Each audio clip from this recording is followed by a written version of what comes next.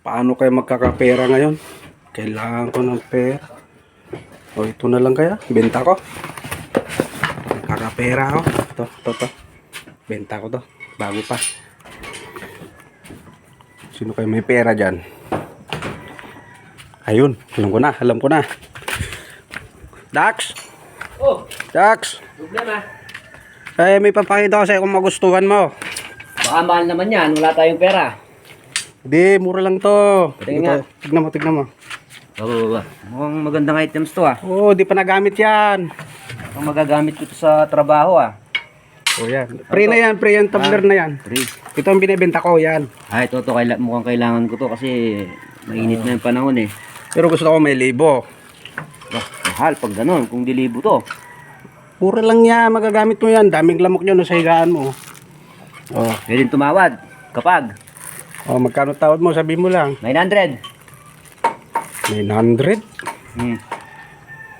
Gusto ko may libo. Wala pa 1,000 yan eh. Mahal talaga. Parang mamamahalan ako dito Sige, uling tawad. 800. Dagdagan mo naman. Kailangan ko pera yung mga anak yung pusa namin. Kailangan ko na medicines nyo. Tignan ko muna anong made to Baka made in ano lang to. Original yan. Model. Sa SM ko binili yan. Mukhang quality naman. Certified by DOH. So, pwede. Tawaran mo na. May pupuntahan pa ako. Dilibo? Matoy?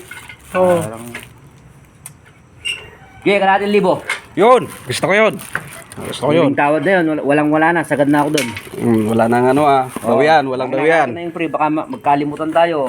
Sige na at makapunta na ako ng Pero ito, sikreto lang Huwag mo pagsabi, mura lang pinabili. Kasi alam ng misis ko na may pera ako Sige. Patago lang Sabi kasi, alam kasi niya, wala akong pera Sige, salamat. Okay, may sige. pupuntahan pa ako. Pero sabihin mo, utang lang to Sige. Huwag mo sabihin, binayaran Sige ko na, babay na.